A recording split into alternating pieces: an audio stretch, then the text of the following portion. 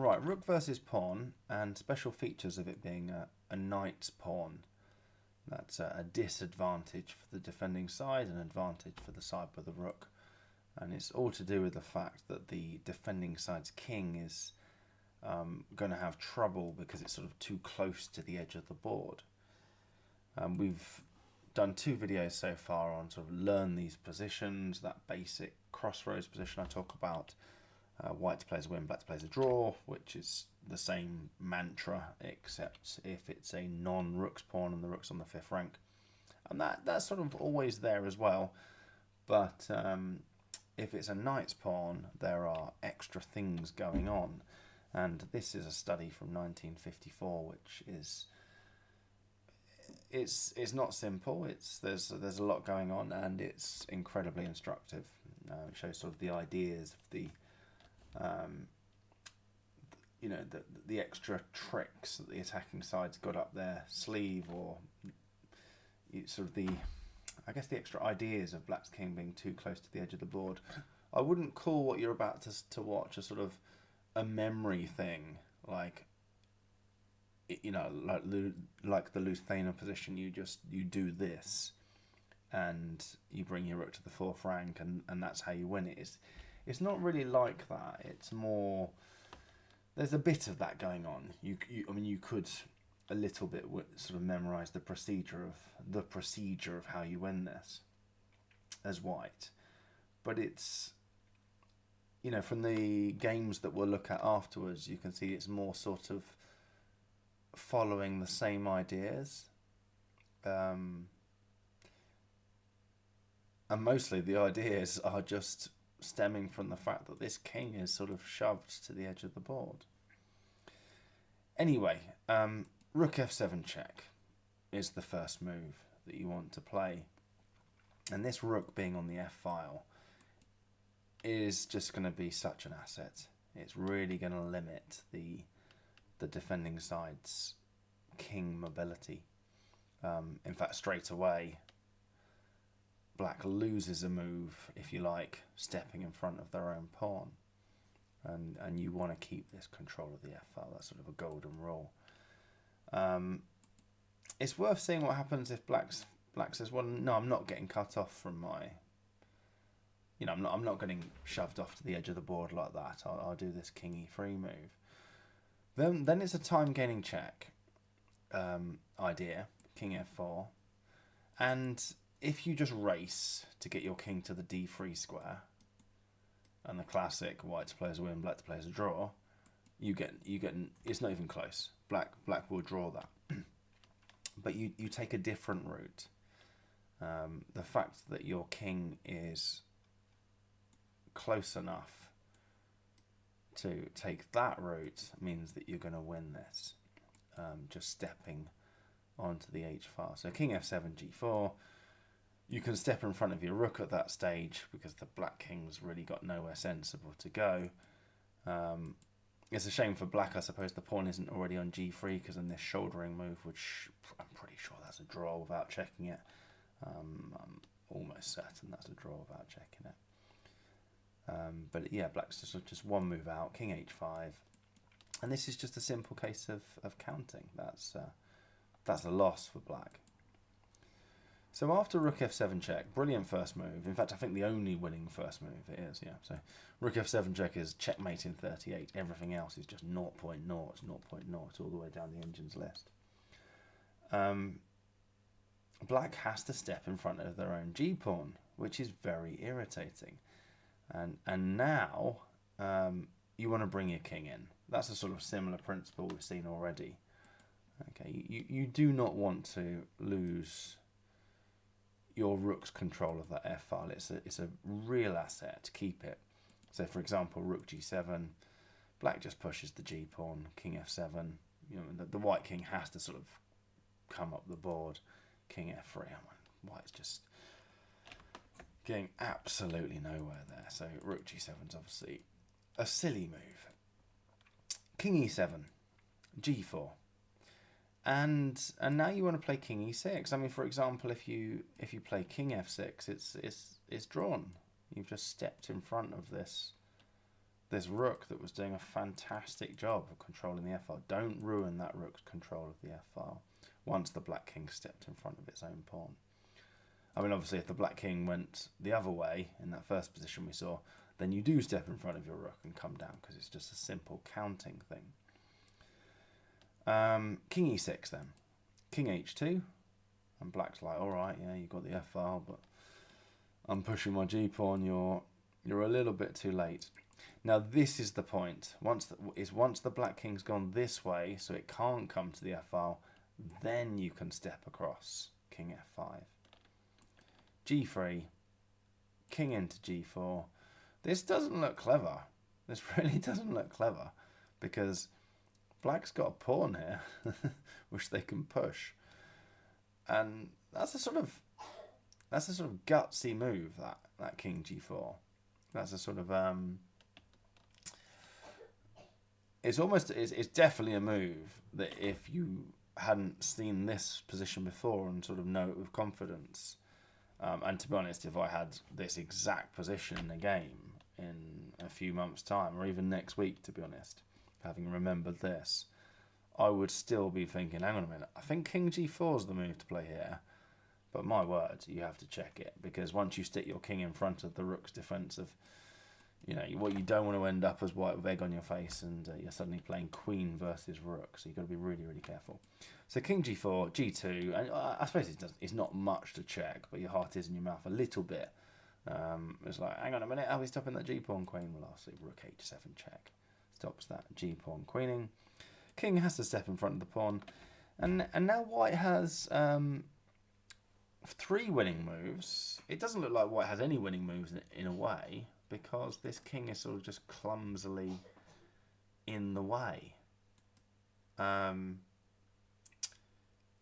of white's winning moves is actually just a way to not lose the game. It doesn't progress. And I'll give you a clue on that one. It's rook f7, king h2. It has to be f7, because any other rook move this way, and the black king can come out this way. So rook f7 doesn't throw away the win. And when black plays king h2, rook h7, you're back where you started. So rook f7 is one of the winning moves, but not really. That's not really what wins the game. So see if you can find one of the 2 winning moves from here. Pause the video, have a go at it if you like. The textbook says king g3. I would be a bit nervous again about playing king g3. I mean, I suppose that black only has one legal move now, which is king f1. I suppose, yeah, if you're playing a move, yeah, fair enough. You've got to be careful here. Rook f7 check, king g1. You've got to be careful you don't stupidly play rook to f2. Rook to f2, I'm pretty sure it's going to be a draw, because black's going to play king h1. And yeah, that is a draw. Obviously, the stalemate trick, but it's never mind the stalemate trick. I think you have to go for the stalemate, more or less. It's just a draw. So what do you do here as white? There are lots of winning moves in the sense of not throwing away the win. Just any rook move along the f-file doesn't throw away the win, but you're going to end up going around in circles. What's the move that you have to play to progress? And the answer is rook g7. That's pretty cool, isn't it? If the king goes this way, you go this way.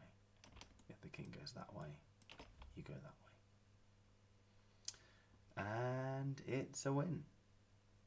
There's no stalemate tricks with the king going this way, there, because you're going to be taking that pawn with check. In fact, I think that is just true, isn't it? On our next move, we will play rook takes pawn, check. I think that is just true. Yeah, so that was a study from 1954. Really, really instructive study in terms of the extra ideas of this knight's pawn and this king being too close to the edge of the board, sort of Where do we see that most? It's sort of... Well, I suppose one point is here, isn't it? If there was an I file, white's close to lost there. Oh no, they're close to lost. They'd have to go for a perpetual if there was an I file. King to I2, rook to I7 check, king back to H2 and so on. Right, so taking those ideas, here's a game from 2007. This is one of the positions in the Book of Jesus workbook. It's black to play. What are you going to do? Like, it's pretty clear your rook's about to get lost for the white E7 pawn. There's a principle of keeping this king as far away as possible from the B5 pawn. So in that sense, it's principled to leave your rook on the 8th rank.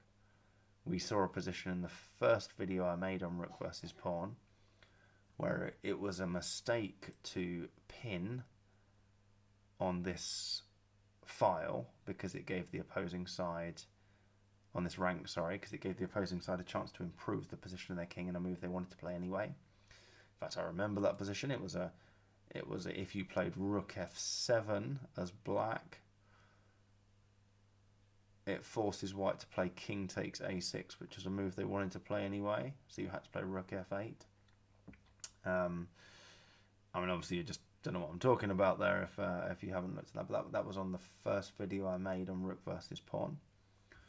So that's going on. You know, you want the white king to take on e8 because then the white king's as far away as possible. So that's one dynamic. But another dynamic you've got going on is that this is a knight's pawn.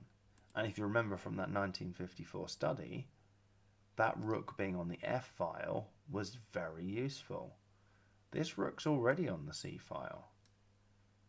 And that's very, very useful. So what does black play here? I mean, if they just play a move where they just do nothing, white improves their position with rook c8. So that's not clever. Yeah, that's a good position for the rook to be. I mean, we'd have to see rook g7, king d6, and that pretty much forces the capture of this. And that's checkmate in 17 from there. That's clearly gone. Rook g8 is a bad move. Black has to do something that at least makes progress. If king b3, I mean, that's actually no worse than another move I'm about to suggest, because it looks like you're losing a move because your king's in front of your pawn.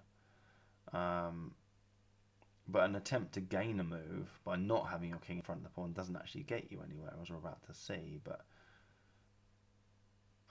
at least doing that other move forces white to do something, whereas here, white's just like, all right, well, you brought your king forward, but you've still got to get your king out of the way of the pawn. It's almost a useless king move, that. So I'll play rook c8, and that's clearly, well, that's not necessarily clearly won, but if the positions were about to go for a clearly won, then that one is definitely clearly won. Okay, so king a3 seems very sensible. Just get out the way of the b pawn, leave the rook on h8, earmark it for the taking of the e8 pawn. You know, and white only has one winning move here, so king a3 is a pretty good move. Like e8 equals queen is definitely just completely drawn. This king to a3, it supports this pawn push. It's a good move. We want to play rook c8 as black, and then obviously black's going to have to play rook h7.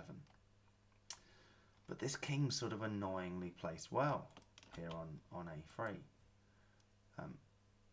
We kind of want it to be back on a4, or if it was on a2, this rook c8 idea here, when the black rook comes to h7, black's b pawn's lost. Brilliant. That's a very easy win. So they can't go to a2 or a4, but they're not on a2 or a4, they're on a3. I'm sort of giving it away. You shove in this check. Absolutely brilliant. Rook c3 check. Really, really nice check. And it just forces the black king to go to a square it doesn't want to go to. If it goes to a4, which is kind of what you want, it's just you've gained a tempo. A pretty crucial a pretty crucial tempo. Rook c8, rook h7, king moves, takes, and that's the tempo that you needed. b4, king d6, b3, and that's the point where you step across. King c5, king a3, king c4, you can see that's gone. All back here after this rook c3 check. If black plays king a2, then you play rook c8, and after rook h7, rook b8, and the b pawn's gone, as discussed. So king a3 doesn't do it, because rook c3 check. King b3, I mean, the thing I was saying a minute ago is if rook a3 is lost, then obviously rook b3 is lost as well. Sure, it stops this check, this clever check, to gain a tempo, but if the king's in front of the pawn, you don't need to gain a tempo, you just go straight to c8. This waiting move was a load of rubbish. It's like, oh my word, what on earth does black do here? Well, the drawing move is rook h7. You forget how to speak English. You you pin the pawn to the king, which, like I say, in that other position I was talking about earlier on, that was a mistake to do that, because you kind of want the white king a long way away. But the reason it's useful here, other than sort of all the other moves being completely useless, or losing rather, as discussed. Well, let's see what happens. Let's see what happens if white plays various moves. I mean, if the king moves, king d6, rook takes e7, king takes e7, then king a3, and this intermezzo rook c3 check doesn't really achieve very much anymore, because there's rook c8 obviously doesn't have a purpose anymore. Rook a1 check, king b2, and that's no good. Okay, so what else could white do? Well, they could play rook c8 anyway. You think, all right, king a3, king out of the way, takes, b4. King d6, b3, and I mean it's a simple. Your king's on the wrong side, but it's a simple counting thing, and yeah, white's not even close in that knight's pawn situation. White's just too far behind. So what else then? Not rook c8. Let's go back. What else? I guess one of the more interesting tries is rook e1. Just stick that rook behind the pawn. So if the rook takes, then I guess you could take back with the rook, because you kind of want your rook coming behind anyway.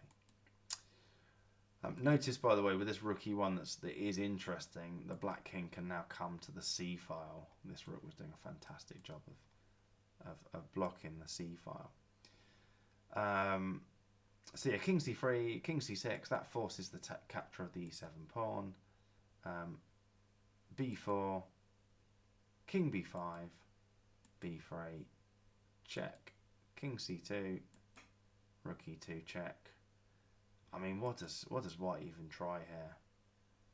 If this was how the game actually went: rook e2 check, king c3, king a4, b3, rook e1, king c2, king a3, queen, and a swap off. If we go back to this point here, rather than rook e2 check, white could try king c4, and this is quite instructive.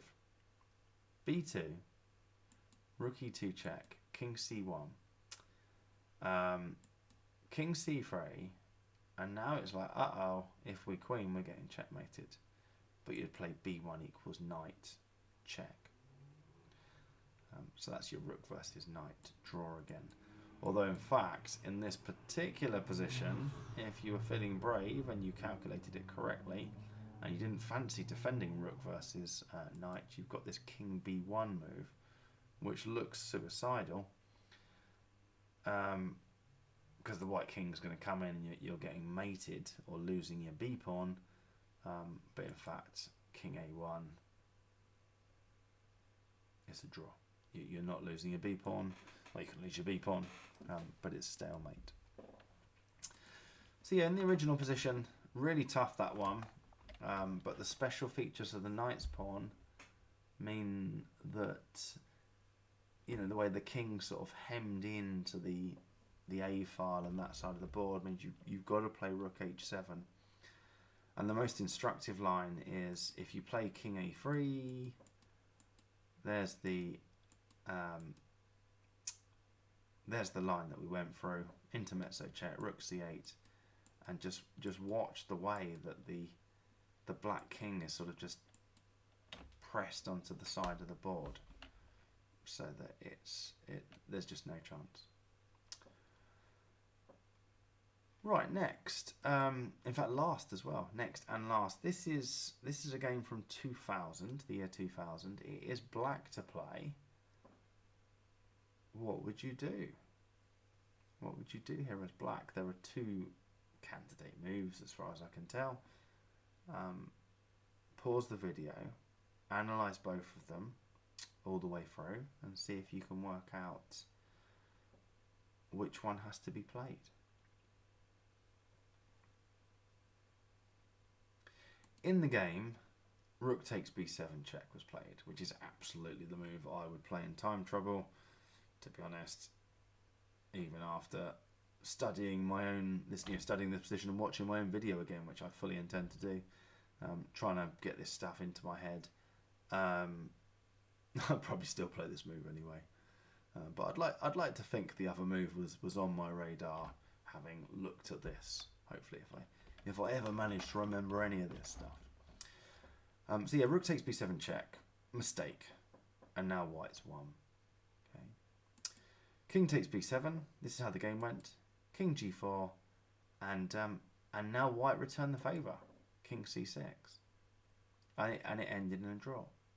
Let's just watch how the game went. King f3, king d5, g4, rook f6 check, time gaining check. Very well played by white. g3, king d3, white to play as a win, black to play is a draw. Remember, if it's a rook's pawn, you have to push the king.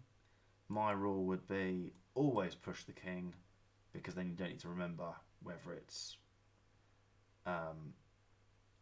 in this situation you're allowed to push the king or the other one. Just always push the king. Okay. Although in this position, black has two drawing moves, and I'm reasonably sure that whoever's playing black at the time, actually I'm reasonably sure they didn't know. I'm reasonably sure they hadn't learnt it, that this is a draw from some of the other moves that went on. But they were a very strong player, way stronger than I'll ever be, and they worked out that g2 is the other drawing move here, and the game ended like this: king d2, king f2. By the way, king f2, king d2, g2 would transpose into this same position.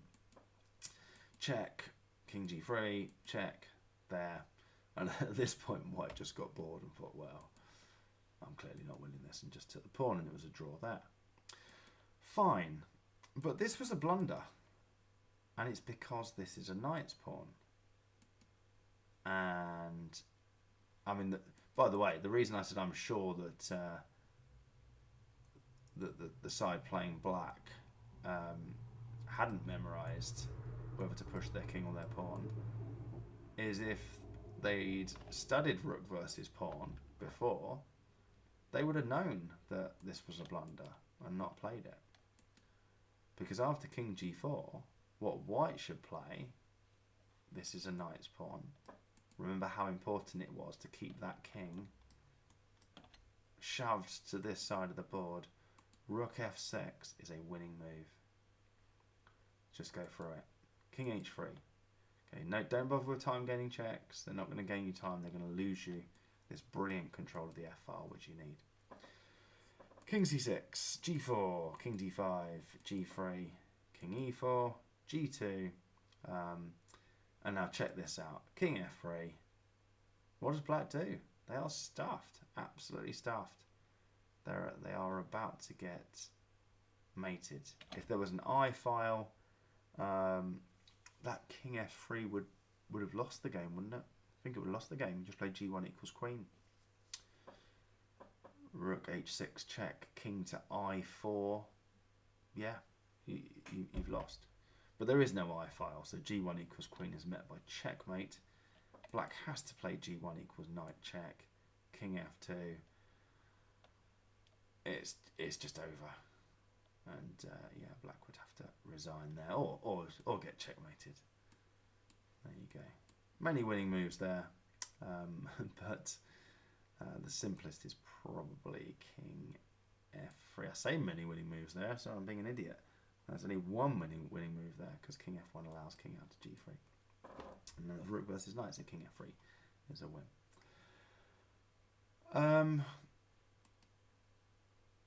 Yeah, so rook takes b7 was played in the game, and it was a blunder, and shouldn't have been played. What black should have played is rook takes a6, allow the promotion to queen, and this is a draw. It's not a nice draw, but rook f6 is that the only drawing move?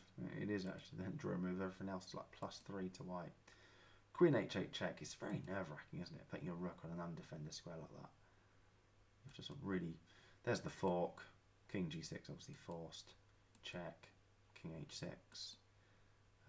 King d7. And rook f4. The table bases. I'm looking at them now. They're saying that is a draw. So yeah, special features of a knight's pawn, and they're definitely worth being aware of. I was going to say knowing, but it's more sort of being aware. The knight's pawn has special features. It just gives that little extra edge to the attacking side. So, you know, do sort of plan that into your calculations as you sort of, rather than just sort of mindlessly counting moves to white to play as a win, black to play as a draw. Just remember, hang on, knight's pawn. That's a bit more interesting. And the side with the rook has just a few more tricks up their sleeve.